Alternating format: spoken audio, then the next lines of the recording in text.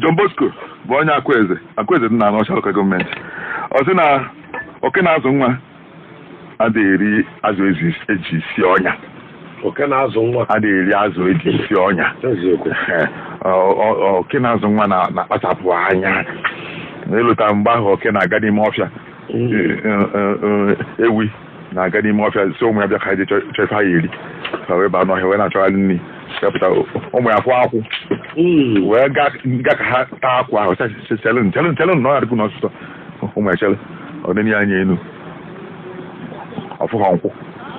Ọsọ ụmụ ya unu atakọ n'akwa. N'unu taa akwa na ọnya ga-ama unu n'ọnụ. Na akwa ọbụla chaa na ọdọ ata bụ ọnya ka eji ewe si. Ọ nwụrụ nkwụ dị n'ebe a. Ebe akwụkwọ si wee bịa nọdụ ebe a, unu ata n'akwụkwọ.